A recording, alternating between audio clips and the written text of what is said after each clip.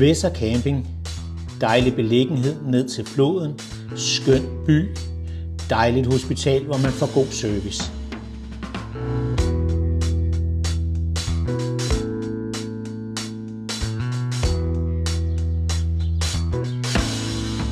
Og her der har vi så Hvæsser Camping i Høxter, som jo, som navnet antyder, også ligger ned til den flod, der hedder Hvæsser, hvor en anden campingplads, vi besøgte tidligere, også lå ned til den.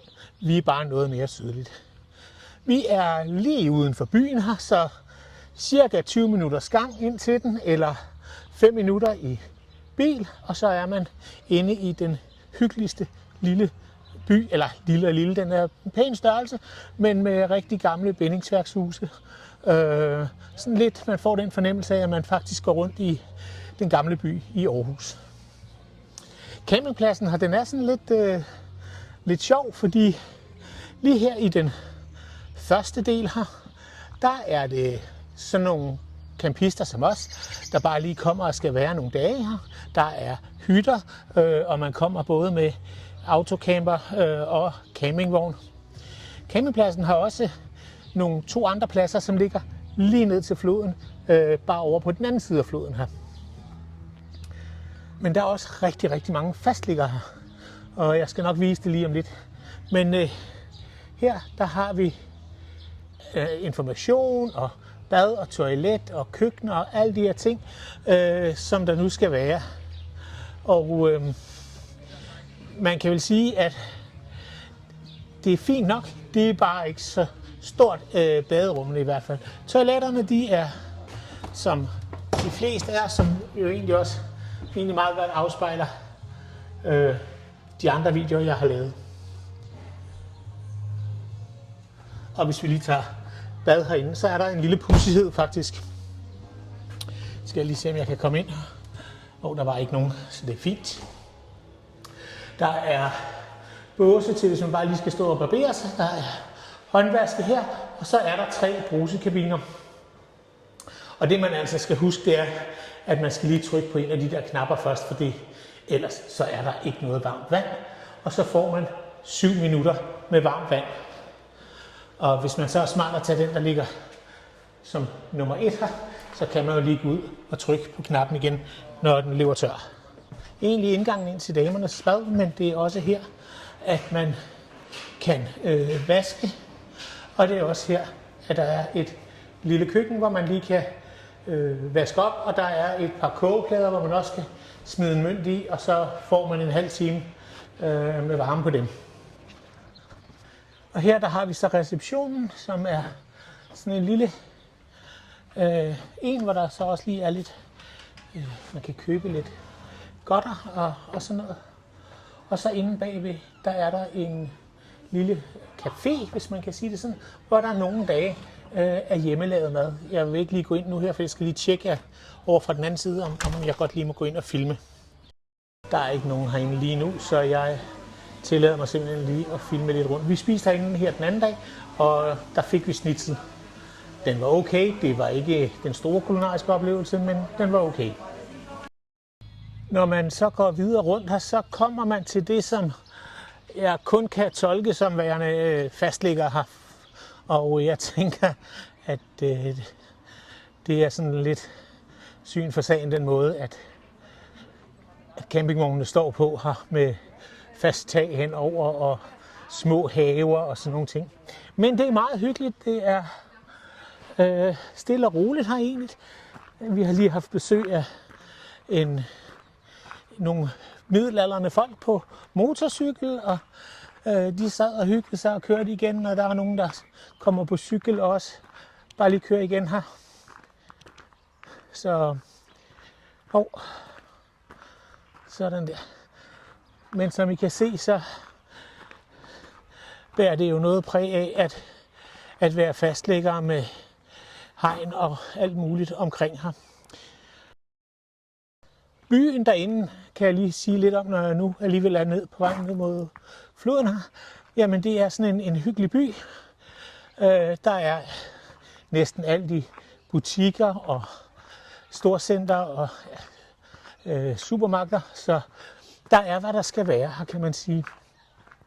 Det jeg vil sige, det er, at når man kommer herned, i hvert fald som dansker eller turist, tænker, så er det altså rigtig godt at kunne tysk, fordi der er faktisk ikke mange, der taler engelsk hernede. Og hvis de gør, så er det rimelig gebrokkent. Og så er vi faktisk nede ved floden Weser. Og her kan man faktisk også godt få sig en plads, så man simpelthen ligger i første række her. Der er også ture hernede på floden, som går både den ene og den anden vej af kortere eller længere varighed. Altså de går fra by til by. Det er ikke sådan på den måde turist rundfart. Det er der vist noget af i sommerferien efter, hvad jeg sådan lige kunne tolke. Men man kan jo sige, at det er en fantastisk udsigt at have her, hvis man vælger lige at ligge i første parket her.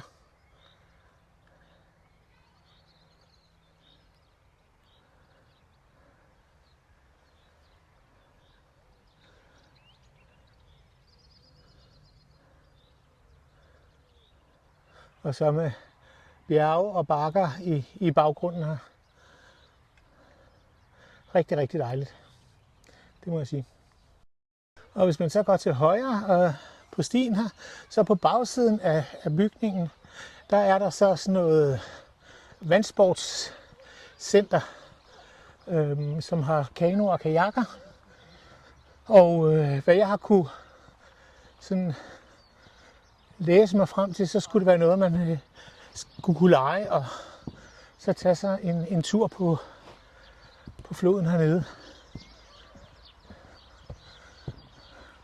Og jeg har set, at stedet her det blev bygget i 1964, så det er jo 61 år siden, kan man sige.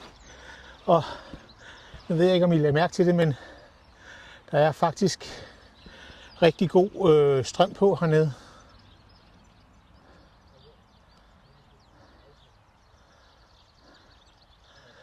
Så jeg tænker ikke nødvendigvis, at det er et sted, man sådan skal bade i hvert fald, fordi medmindre man er meget habil.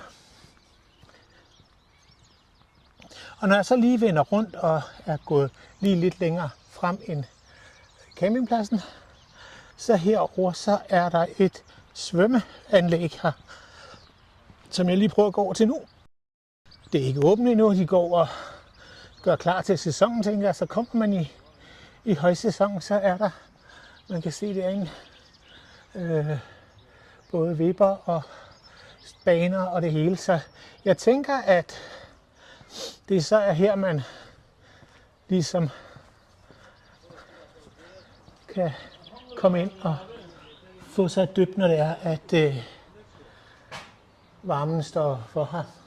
Jeg skal lige prøve at se, om jeg kan komme op over her. Og sådan der ser der nogenlunde ud derinde. Og sådan nede i bunden hernede af, hvor, hvad skal man sige, dem der kommer ind for bare skal være her et par dage eller en uge, der ligger en fodboldsbane.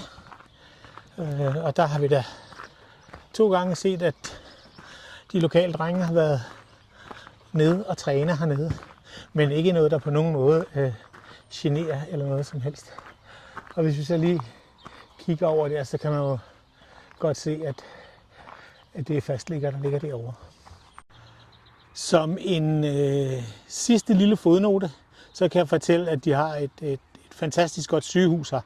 Jeg var så uheldig her den anden dag at få mig en nyresten, så jeg måtte lige op på hospitalet heroppe. Sankt Ansgar hedder det. Altså Ansgar.